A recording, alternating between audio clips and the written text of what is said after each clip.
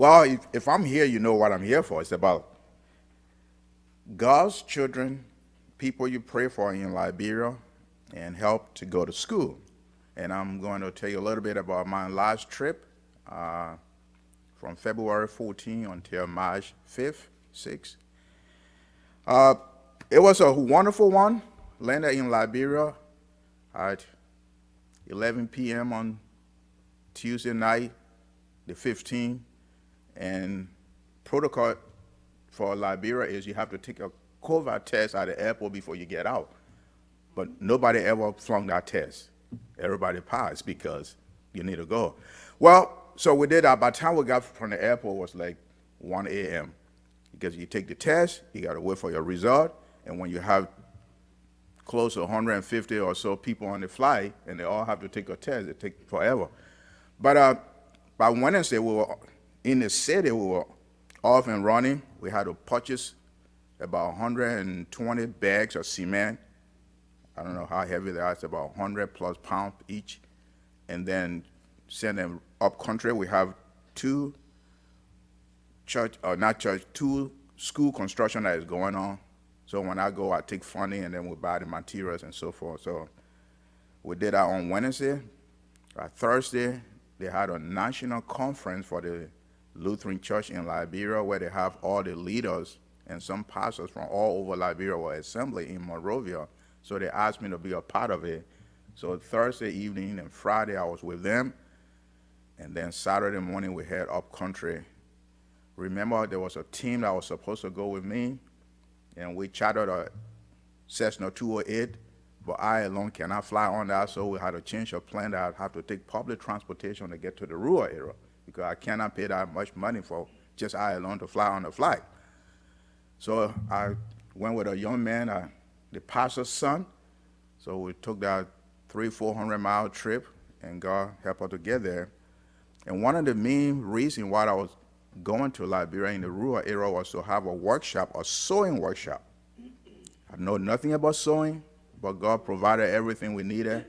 We had 2 professional sewers that led the workshop, and that was a great help to me.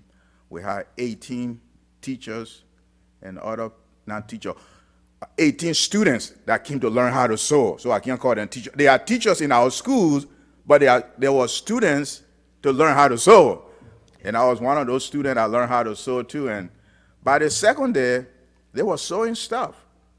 They all got to work and sew some hygiene kits bag. You know, there's like a little bag you put all the supply in. And by the second day, they were sewing those bags. They said, we want to sew the hygiene kits. I said, we don't have supply. We don't have materials for those things. So just sew your hygiene kit bags. And some of them were sewing little shirt and everything. And it was a wonderful one. For 3-4 days, we had a workshop. And while we were having a workshop, we were at one of our schools, the Zwedru Lutheran School, that had over 1,000 students from preschool to 12th grade. So I sneak out and go visit the children in the classroom, and I come back to the sewing workshop, so back and forth. And that went quite well.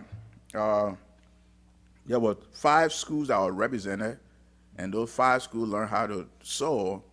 And 2 of the 5 schools going to have sewing classes at their schools, so that within the next couple of months or a year, students from the school will take sewing class once or twice a week, something like that. That's our goal. So we are very thankful for that.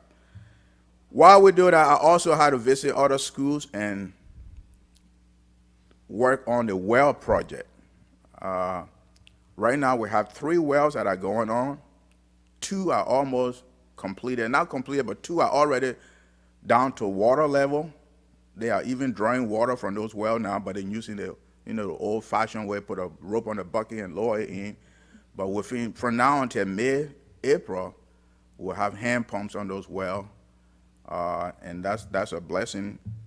The third one is about 75, 80 miles away from where we get our supplies, so we're having difficulty getting cement and other things to that well right now, so they are working on it to do that. So we have 3 wells going on.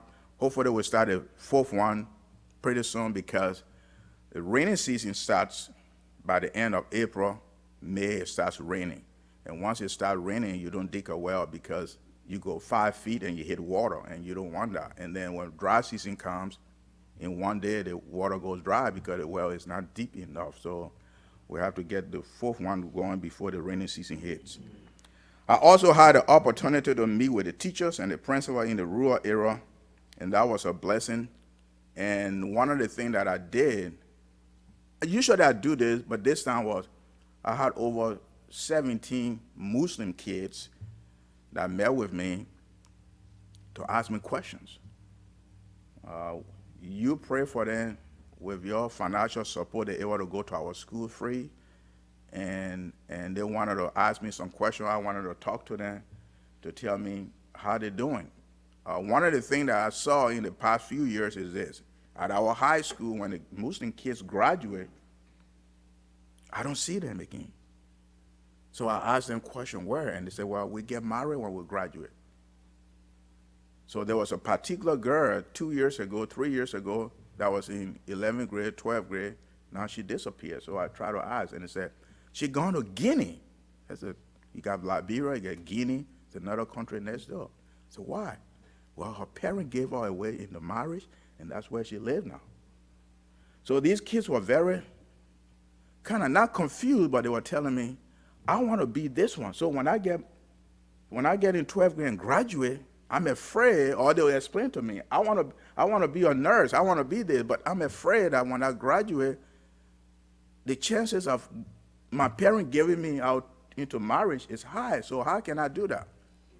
And we have to talk about it. Say, well, God has a plan, and God will be with you, and that was kind of encouraging to them. And they also wanted to ask for Joe because they know Joe. So that was quite unique. So that was one of my things that I did that was very, very rewarding. So we need to pray for the Muslim kids in our schools. Over 20% of the 6,000 children are Muslim. But when you go in our school, you'll never know because they all wear uniform. But when they go home, then they change into their clothes, and then you know who they are. So let's pray for them. Also, I want us to pray for this coming Easter. In our Lutheran school in Grand Jita, in the Chen district, there's going to be a big Easter event where they have all the youth from Liberia will be meeting, and our school's going to be hosting our Easter event. And not only that, but all the districts are going to be having Easter convention. And during this Easter convention, that's when most baptism takes place. Most of the churches don't baptize until they have church event, because most of those churches have lay leaders that are pastors, so they wait for the ordained pastor to be baptized, and they'll all say, let's go to the Easter convention, let's go to the Christmas convention, and then you can be baptized by pastor such and such. So let's pray that God will bring people into his kingdom during this Easter. Thank you.